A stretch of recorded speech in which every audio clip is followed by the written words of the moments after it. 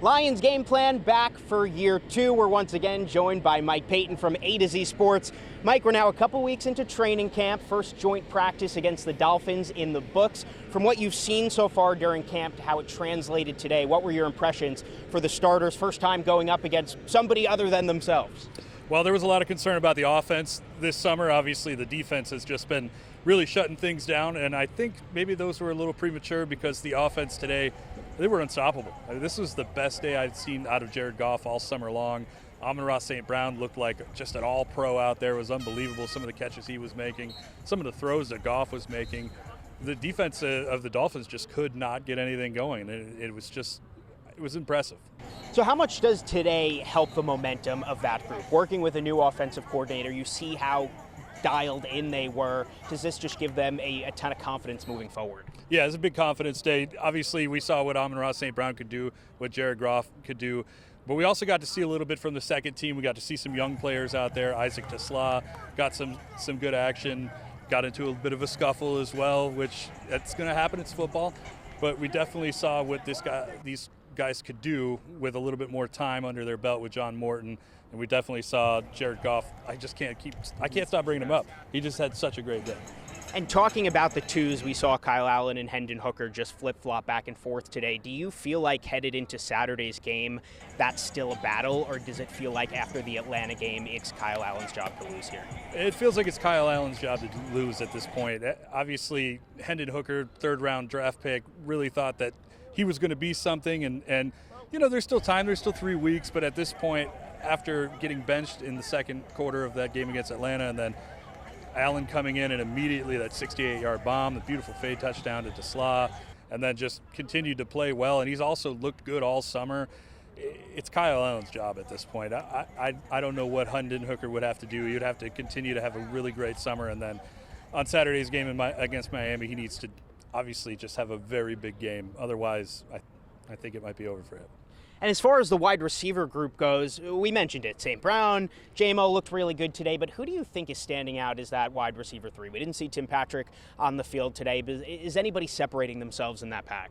Yeah, I think it's the West Michigan kid, Isaac Tesla, just a tremendous blocker, and that's what they really saw in him at the Senior Bowl in Alabama. His blocking ability has just been tremendous, and now seeing that with the pads on, it's looked even better than you could have expected. And the fact that he can also make some of these big catches, I liken him a lot to Josh Reynolds and how he was in 2023, where he had 40 catches and 32 of those were for first downs. I think that's what the Lions want out of Tesla, somebody who can get open, get those big first down chunk play catches, but also be able to block. And the fact that he can stretch the field and be a contested catch guy in the end zone is just a bonus. And I think that's just going to put him over Patrick when it's all said and done. So we're talking a lot about the offense, but it's been the defense that's really been the story of camp so far. The Dolphins didn't have a lot of their A guys, no Tyreek Hill, no Jalen Waddle during the 11-on-11 portion. But what did you see out of the defense today, and how do you feel about that group as a whole here a month into camp? Yeah, it was not a fun day for Tua, not at all. He did not complete a whole lot of passes on Wednesday. But in terms of the entire defense, I think Aiden Hutchinson looks maybe even better than he looked last summer, which is crazy because he had a broken leg in week 6. Marcus Davenport, if that guy can stay healthy, then Brad Holmes he'll never pay for a drink in this city again. He's looked tremendous this summer, getting a ton of pressure. And then you're seeing a lot of the linebackers. I think this might be the best linebacker group in the NFL. I really do. Jack Campbell's looked tremendous. Alex Anzalone has not missed a beat. Derek Barnes looks better than ever. And then the secondary, DJ Reed, that was a great signing for them. We'd love to get Terry and Arnold back on the field. He's been missing a few days. He was suited up today, which is a good bonus, but this is a really good group. Might be one of the best defenses in the league, and we saw that last year even without Hutchinson. I think we're going to see it again this year.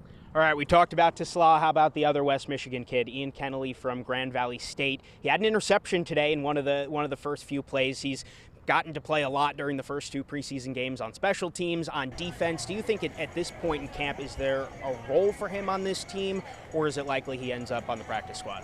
I think he's got a real shot with Maurice Norris getting hurt and that safety 4 position, Dan Jackson being out for the season as well. That's going to really open up some possibilities for him at safety 4. I like what I've seen from him on special teams. I like what I've seen from him on defense. It's going to be a little bit harder than obviously Tesla, who's probably got that job, no doubt about it. But I think he has a real shot to make that safety 4. He just has to continue to have a good summer, have a good preseason as well, and we'll see where it goes from there, but I think he's got a real shot.